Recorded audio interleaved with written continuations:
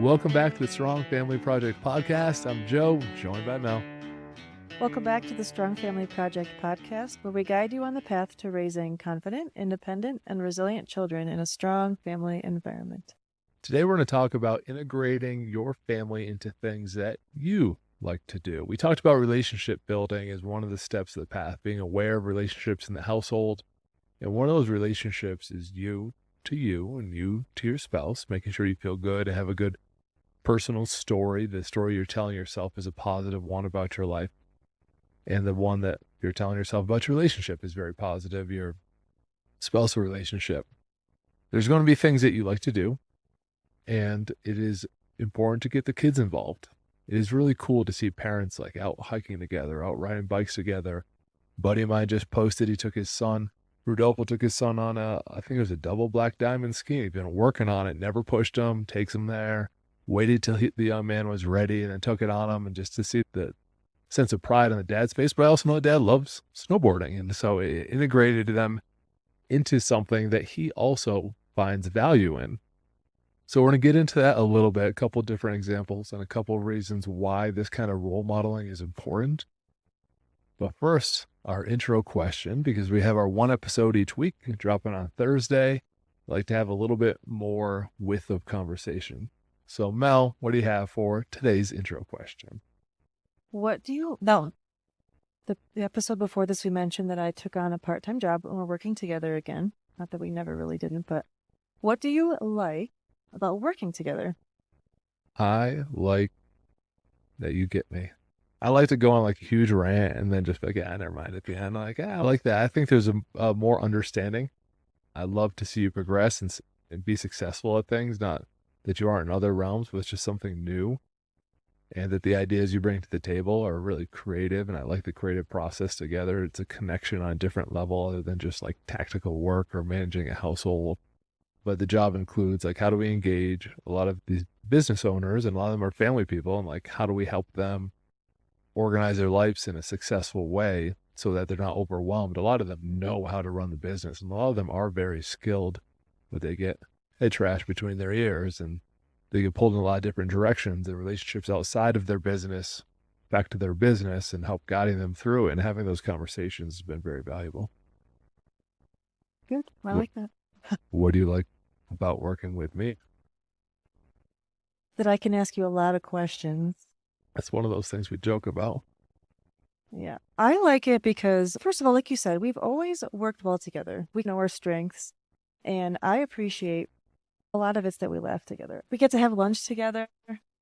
We get to chat about work. This weekend, we had to figure out, like, when should we talk about it and when shouldn't we talk about it? And I don't know if anybody out there watches Parks and Rec, but Leslie and Ben, they started to work together, and she could not ever stop talking about work. And he finally was like, we can't talk about work until we're like at the building. And then the next morning, she's holding it together until they parked the car, and then she started to talk about work again. So I think it's fun to be able to figure those things out with you. It doesn't really get tense. It's just no. I always tell her, just ask me on Tuesday, because we have a leadership meeting on Tuesday. I'm just hoping like it never comes around. I'm hoping that she either forgets or the problem gets solved in the meantime, so we don't have to talk about it on a Tuesday. It's like with the family meetings. Like we try to tell the kids, like that can wait till the family meeting on Saturday. Like it's good to be able to segment time, and that's a challenge of working together and living together. But it's one that I enjoy. Let's go into challenges, Mel. Oh, good. The old, what don't you like working with me? Oh, and we've worked together for a long time. So we're joking about it. If you didn't hear the last episode, we ran a company together for 15 plus years. Mel was doing a lot of the HR and office work, running our family organization together. We have short-term rentals and investments we run together. So we have a lot of experience with working together. One of the challenges is Mel cares deeply about everything, and I want her to care deeply about so many less things. She's like, how do I get this font fixed? I'm like, I don't know. Just don't do that. I'm like, don't care about that. I like lost sleep over this email that got sent on the weekend because I felt so bad for this guy. So yeah, I do need to work on that a little bit. Don't care about that till Monday. And it's not an uncaring statement. It's that you can actually serve them on Monday, and you're not doing a service to yourself or that person by thinking about it on a Sunday and not being able to get a fully focused response. So it's not an uncaring thing to not care right now. A lot of people just can't manage that, though. It's very tough to we associate caring with caring always or not caring at all. I want to care about that on Tuesday because Yes. that's when I can discuss it and solve it to the best of my focused ability. And right now, when I'm at my kid's sporting event and I get an emergency message, hey, I need this solved right now, I'm not going to care about it right now. That's you problem for the next 12 hours. So I'll drop a note. Hey, I'm going to get back to you tomorrow.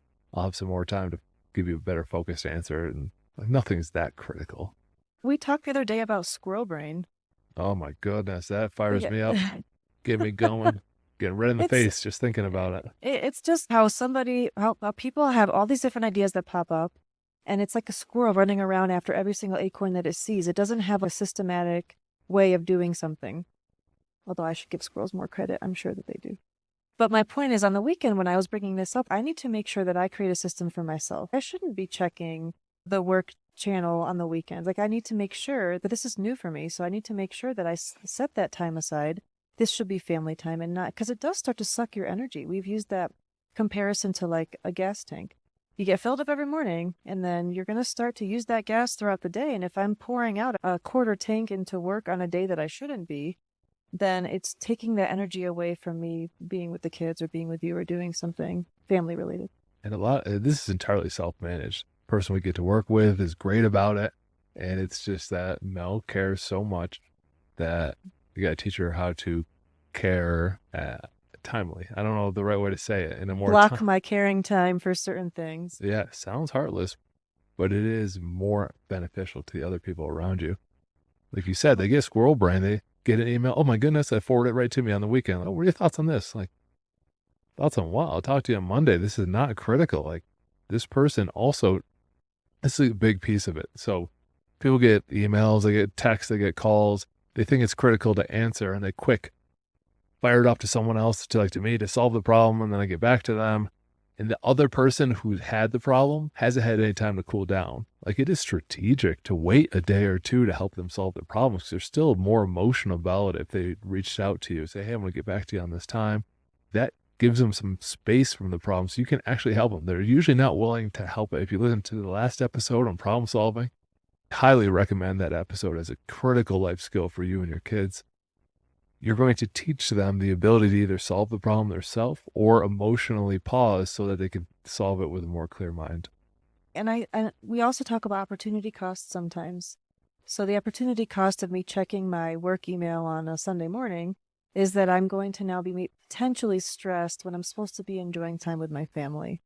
So it almost seems obvious, but it's a new experience for me in this way. So my goal is to work on that and to block it more. And the fact that you can point it out to me, I think that's the other thing I like about working together is that we're so close that you can point out a flaw to me and I'm not going to be like offended by it. Hey, maybe you should work on not caring about that right now. And at first I might think, oh my gosh, what is that about? But then I realize you're just trying to point out something to me because you want me to do well and not start to pour myself into this more than I should be or whatever. And taking it outside of work, these are life skills that we're all working on. And the reason why we're mentioning this on a parenting podcast is it is a life skill to separate yourself from an issue that's going on in the household and then being able to solve it with a more clear mind later on. It's not all of equal importance. There's small speed bumps. There's big problems.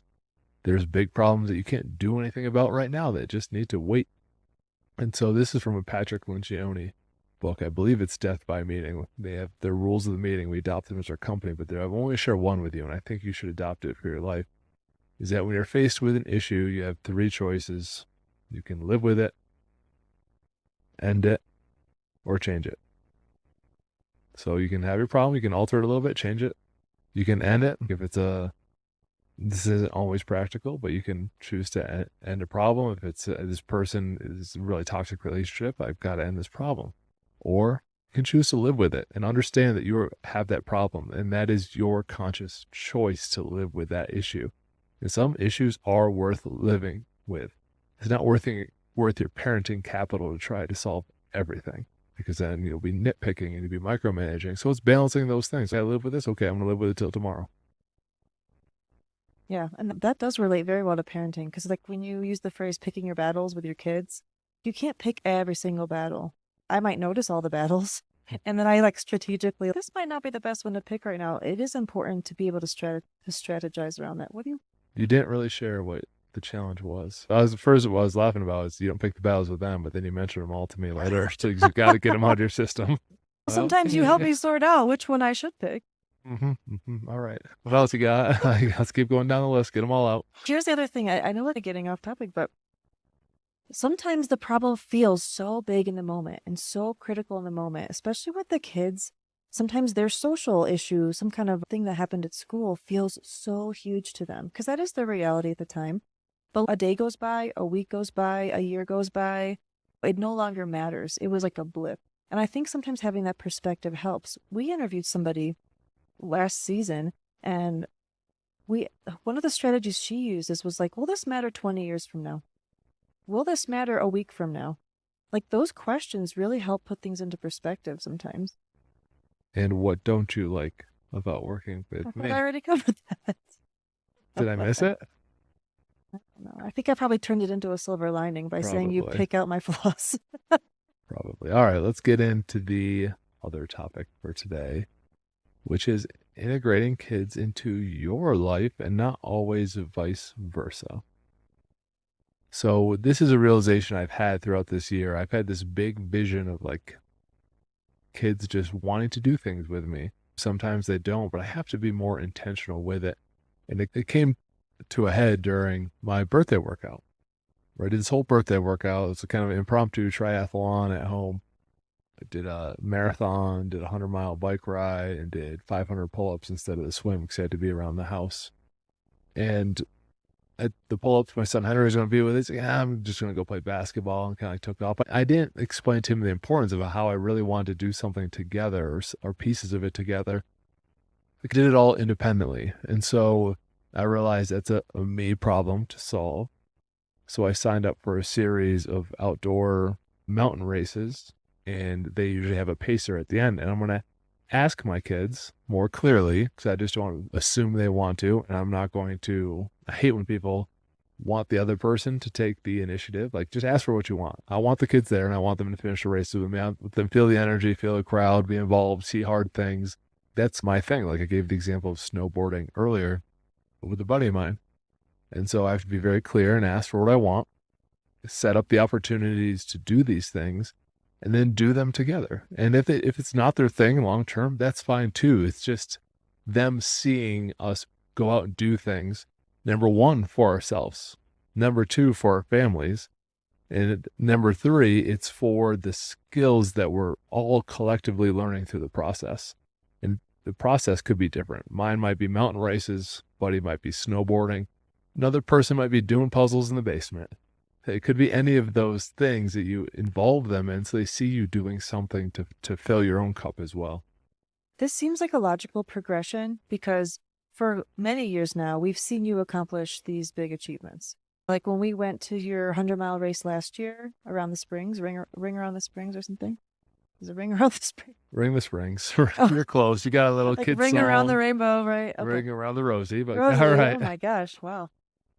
That is one thing I'm terrible at. Okay. We've watched you, I'm going to say the kids too. The kids have watched you do these, achieve these accomplishments, and we made you a sign for that particular one. And that was a big deal. But I think at this point, they've seen you do so many, it's almost like fades to the background because they're just used to, this is just what my dad is like. My dad does challenges. So I appreciate the next step, the logical progression to involving them. And again, not to necessarily say, hey, you have to do these kind of races when you're older, but for them to start to join in the experience and not just watch the experience. So I love that progression. Part of that progression is me doing easier races so that I have the capacity to involve them without acting out. Like on the 100-miler, I was nearly dead. Didn't want anyone there, anything. I was nearly dead for 30 hours straight. I knew that was going to be the name of the game. Came in without running a mile to do a 100-mile race. Ordered some sneakers the week before and just started running. Didn't want a pacer because I didn't want people talking to me or saying how bad off I was, but it really wasn't that bad off. Mel and the kids met me at one aid station and then the finish line, which was great. You were in really good spirits. It was really bizarre. I was in the zone. I know the you were. switch, getting a little crazy eyed. However, I didn't know I could do that. And so now I'm backing off to 155 miler coming up, 50K coming up, 100K coming up, so that I have a little extra energy that I can pour into needing other people, put needing in quotes. I love doing this stuff by myself. I've got to get over that and ask them for help and involve them. Even if I don't quote unquote need it, it's going to be wise for me to, oh, thank goodness you're here. I do love them being there. So I have to say those things and show them, put some energy into them during these big challenges so that they're appreciated. And I haven't done a good job at that. So I have to switch that up a little bit with my role modeling. Yeah, because I think they might want to have helped you, but just didn't know how to ask that or didn't know how to enter it because you do get in such a zone that it's almost like, how do you bust through so we can be a piece of this? So I know one of your things that you don't enjoy is logistics. So sometimes it's like, even though I had all your backpacks laid out with a list of stuff in them, you came home and said nothing was there. I'm like, okay. So I think there's my point. That's close. Like you did all these drop bags for me, which we were just learning how to do. They can put these bags at aid stations and like over organize them with like lists on the top. I looked at one, couldn't find what I needed, and I just didn't look at any of the other ones. I'm like, I can't spend a second of energy looking through these bags, but like change a socks. I'm just going to keep going with what I got. So for the whole race, I didn't use I any had drop to bags. overpack it because it was supposed to rain. I didn't want to get wet. Anyway, but my point is, I think, at least for me, I tried to help you in whatever way I could. But it's almost like you're going to have to, or I can help you with this. We have to figure out how they can help. Not Yeah. just say, hey, how do you want to help in this way? Like, here's a way, or give them a couple options, or something that you're going to be cool with. So yeah, I'm excited about that. And in a moment, I'm going to ask you for an example from you too. I don't want to talk just about these big challenges, but I am excited for a big challenge that's coming up from this recording. Actually, it's happening the day before this episode drops. So hopefully I'm still alive by the time Okay. this episode drops. Mel, I'll be fine. Should be worried about the other people on the trip. We're to go rim to rim on the Grand Canyon. It's about 50 miles, depending on which path we take. Goals in doing a day. So you don't get to sleep. You drop down to the Grand Canyon, go across, come up the other side, touch the other side, and back. And it's a bucket list challenge. I've been trying to get this going for 3 years, ever since I read about it, and couldn't line up logistics. Couldn't figure out what was open, what was closed down there, because one rim is closed. It would have stunk to just show up at that side and then be like, oh no, you have to drive around the Grand Canyon to get to the starting line. That would have been horrendous. It was just very tricky. And so setting this up, part of it is doing these big challenges so that I know what's possible and practical for my family to do again later. Like I want to take them to the Grand Canyon. First time I'm going to go in with a couple buddies and we're going to do it and see what it's all about, because I don't want to put my family in danger if it is really that hard. I have a good perspective on what the kids can or can't do, and then it can involve them. It's like the rite of passage episode we had last season. Great episode. I always feel like I'm tooting our own horn, but no, the episodes are great. That one's good. That one you can learn something from. When I did Pikes Peak solo, did it in an ascent race, in a formal race, made sure it was good, did it with my brother, and I knew that if the kids struggle, I had the skill set to be able to help them through it in the rites of passage. And we did a Pikes Peak climb. During that process, it was about a marathon distance. But I had to get the skill set first to make sure everyone was going to be safe and I could help them out and then invite them in the process. And so I need to do that with these other things as well. I don't care if the kids were that into it. I'm not into running. I love lifting. Big team lift guy. But I like challenges and I like mountains. I'm not going to go run 100. Well, I might. I shouldn't say that, but I don't want to go run like 100 miles on a track. That doesn't really speak to me, but going up and down in the mountains sounds really cool. I would love to be in a good enough shape to be able to do one with each of my kids as they get older. Not that they have to be runners. I'm not a runner, but I think that it has taught me some things about life that you can only experience going through acute hardship in a relatively safe environment. They have crew there and everything. I would love the kids to have that experience and me being able to do it with them. The other day we were talking about challenges at dinner, and Logan brought up, Pikes Peak's probably the hardest thing I did, and I didn't think I'd be able to do it until I did it. So it's like this. We started out the episode by talking about the story you tell yourself in your relationships.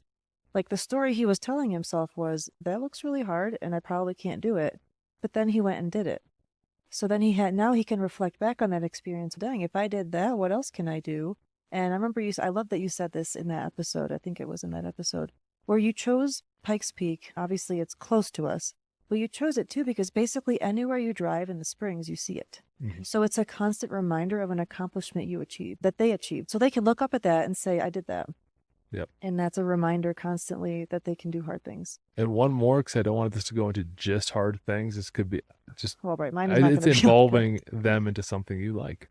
I like doing hard things. We were at a coffee shop, which is very rare of us. I don't remember why we were at it a few weeks ago. We're waiting for a kid to finish something. Oh, no, they were at the movie. And we picked up a book and just flipped to the back of it. And I don't even know if the book's any good. We did order. I didn't read it yet, but it had a list contributed by kids of 100 difficult things. And they'd be like, write a letter to a neighbor to thank them for living next to them or something like that. I find it was like things that they viewed as hard. There was a lot of things that I didn't think about. And so it's not like it has to be a 100-mile race or snowboarding or something else that's crazy. It could be what they perceive as a challenge. And there's a lot of good things in there. So I just got this list of 100, even if I don't get through the whole book. And we use that as a resource of these challenges that other peers of theirs think is a good challenge for a kid to do. And again, every family is so unique and different. And you as parents are going to bring different talents to the table and passions to the table. So your passion. Yeah. Speaking of which, what do you got? Mine's going to sound boring, but It isn't at all. Don't frame it like that. I know I shouldn't. I'm sorry. So I enjoy homemaking. Okay, I enjoy having a nice kept home because it's where we live. It's where we have our moments. And I don't become obsessed about it, but it's a matter of I want to enjoy where we live together. And we had an episode about how to set up your home in a way that encourages being together. So we recently bought a couch for this one room downstairs, and I have my puzzle table next to it, and there's a basketball thing next to that. So we all have something in there that we can be together and hang out. So what I want to integrate the kids more into, and this is looking to the summer, because now that I have this part-time job, I'm going to have to make sure that they have things to do while I'm working those few hours. And I want to teach them how to become even more independent. So this is where I know you're saying to not make it sound boring, and my goal is to make it exciting, but hey, how to fold your laundry, how to be more accountable for different departments in your life that are like homemaking related. And I feel like we've done a really great job with cooking. And I think one goal for Henry this summer will be to figure out how to use a smoker, because we told him we would invest in that if he figured that out. So I want to tap into those kind of skills for the kids and then have the older ones even teach Everett as well. So I'm coming more from like a practical perspective of like, these things still need to get done. You need to be able to run a household and be able to enjoy that, because that can easily become out of whack. Like, I don't want you to live in like a pigsty or get an apartment and not know what to do there. So that's more of where I'm coming from, because those are things I'm really good at. Like, I'm really good at cooking and cleaning. That sounds so. The whole running a home isn't Running a easy. home. No, it's not by any easy. means. So don't, just because society says, "Oh, you just stay at home." I know, that's why I feel like I'm do. trying to play it down, but that's not true. And I always feel like I have to say a caveat. However you run your household is cool, as long as it works and it's communicated clearly. We have our system that we set up a long time ago, and it works for us. And at this point, all kids are Well, I think let's just address the elephant in the room okay. with this, that Mel's completely right. However you set up your household for success is completely cool. And because we have a more traditional household ourselves, that should be completely cool too. I think there's like this pressure of us saying, that's just how we do it. It works for us. And there should be no guilt on however you choose to run your household. Respect how other people's do it as well. Yes.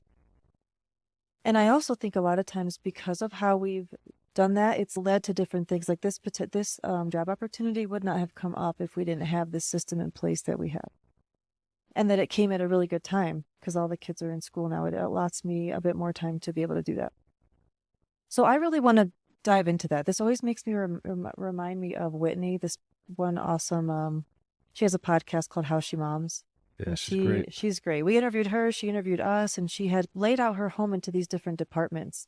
And so one department would be like the kitchen, one department would be laundry, one department would be finances. And she has it all laid out where it goes back to what you said earlier, where you start out by watching her do it. Then she teaches you how to do it. You become like a helper. And then eventually you graduate to manager of that department. So my goal is to make my kids managers of more departments in the home. And I'm really good at it. And I'm proud of myself for how I run our home. And one of my strengths is organization. So I need to pass more of that on to them.